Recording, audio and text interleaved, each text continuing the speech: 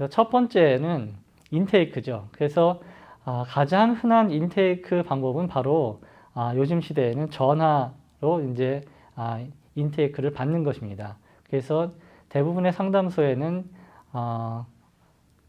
행정을 담당하시는 그런 선생님들이 있게 되고요. 또는 상담 실습을 하게 되는 그런 상담 선생님들이 근무를 하게 됩니다. 그래서 걸려오는 전화를 받는 것이죠. 그것을 이제 인테이크라고 얘기할 수 있고요.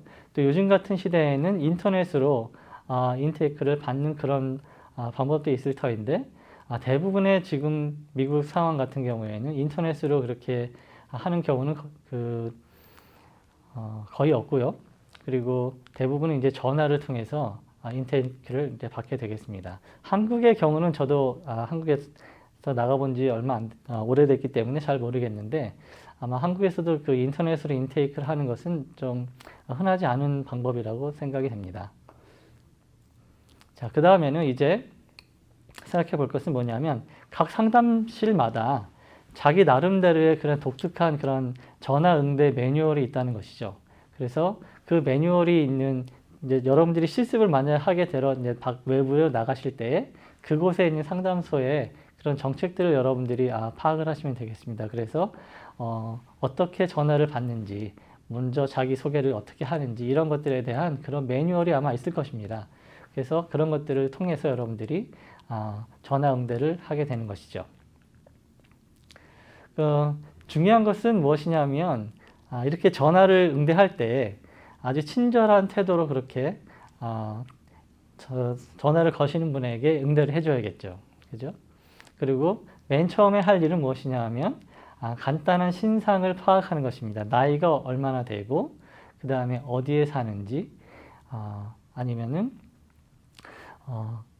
그런 다음에 신상을 파악을 하신 다음에는 그 다음에는 이제 상담을 받는 그 목적에 대해서 이제 여러분들이 질문을 하시게 됩니다. 어떤 일로 도움을 받기를 원하십니까? 이렇게 물어보면 되겠죠.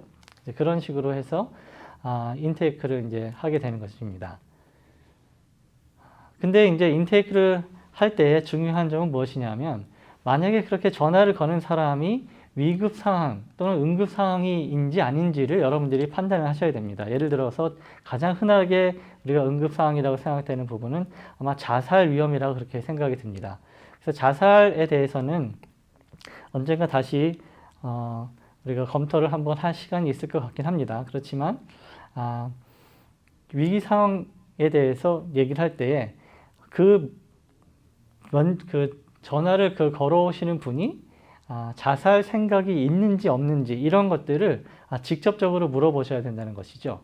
그래서 전화를 받으신 분이 우리가 전화를 받을 때 전혀 그런 것 같지 않다라고 그렇게 느낌이 드셔도 반드시 혹시 죽고 싶은 생각을 해보신 적이 있으십니까? 이렇게 물어보고 아니면 혹시 지금 최근에 그렇게 죽고 싶은 그런 생각을 해보신 적이 있느냐고 그렇게 질문을 해 주어야 된다고 하는 것입니다.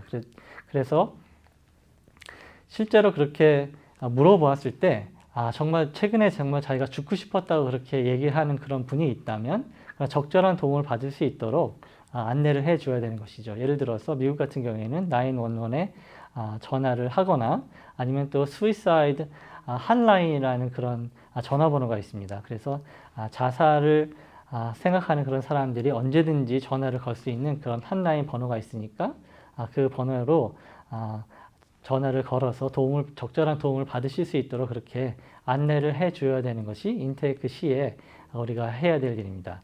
그래서 이제는 자살의 위험을 평가해 보니까 그렇지 않다 그러면 이제 계속해서 인테이크를 진행해 나가는 것이겠죠. 자, 그런 다음에 이제 위기 상황을 한번 판단해 본 다음에는 가능한 방문 시간대가 언제 있는지를 파악을 하셔야 됩니다. 그래서 언제 시간이 좋으세요? 이렇게 물어보는데 될 수 있으면 최소한 세 시간 이상을 여러분들이 테이크를 해놓는 것이 좋습니다. 왜냐하면 그 시간에 어베일러블한 그런 상담자가 있는지 확인을 해야 되고 또 상담 룸이 어떻게 부킹이 되어 있는지 예약이 되어 있는지를 여러분들이 아셔야 되기 때문에 그런 것들을 다 일일이 전화하는 사이에 메모라이즈를 할 수가 없기 때문에 여러분들이 가능한 그런 방문 시간대를 한 3가지 정도, 최소한 3가지 정도를 이제 파악을 해놓는 것입니다. 월요일, 수요일, 금요일 몇 시부터 몇 시까지가 가능할 것 같습니다. 이렇게 그런 가능한 시간대를 여러분들이 파악을 해주는 것이죠. 그 다음에는 이제 인테이크 시에 전화를 할 때 중요하게 상담비가 얼마라고 하는 것에 대해서 명확하게 얘기를 해 주셔야 됩니다. 그래서 저희 상담소는 1회 상담에 얼마를 청구를 합니다. 그리고 보험이 만약에 있다고 하면 우리 상담실에서 보험을 받는 그런 보험의 종류는 어떠한 보험이 있습니다. 이렇게 안내를 해 줘야 하고, 또 코페이가 있다면 우리 상담소에는 코페이가 어떻게 되는지, 그 코페이 같은 경우에는 이제 보험회사마다 다르게 되겠네요. 그러니까 여러분들이 그것까지는 알 필요가 없겠네요. 지금 생각해 보니까.